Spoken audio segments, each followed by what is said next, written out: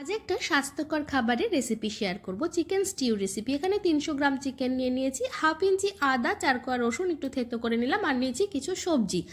সবজির মধ্যে পেঁপে, গাজর, বিনস, একটা গোটা টমেটো আর ছোটো একটা আলু নিয়েছি।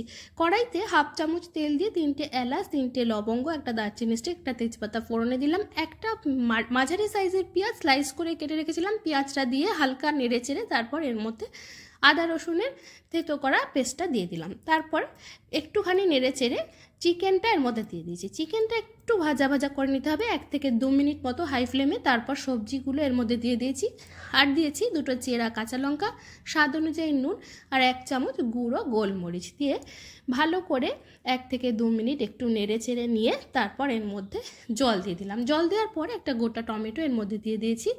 এবার আঁচ কমিয়ে ঢাকা দিয়ে রান্নাটা করে নিতে হবে যতক্ষণ না চিকেনটা সেদ্ধ হচ্ছে বা সবজিগুলো সেদ্ধ হচ্ছে। 20 থেকে 25 মিনিট রান্না করে নেওয়ার পর চিকেন সেদ্ধ হয়েছে কিনা দেখে নিয়ে তারপর এর মধ্যে হাফ চামচ গোলমরিচ গুঁড়ো দিয়ে গ্যাসের ফ্লেম অফ করে ঢাকা দিয়ে 2-3 মিনিট স্ট্যান্ডিং টাইমে রাখলেই তৈরি স্বাস্থ্যকর চিকেন স্টিউ। শুধুও সার্ভ করা যেতে পারে, এছাড়া সেকা পাউরুটি দিয়েও আপনি সার্ভ করতে পারবেন এই চিকেন স্টিউ।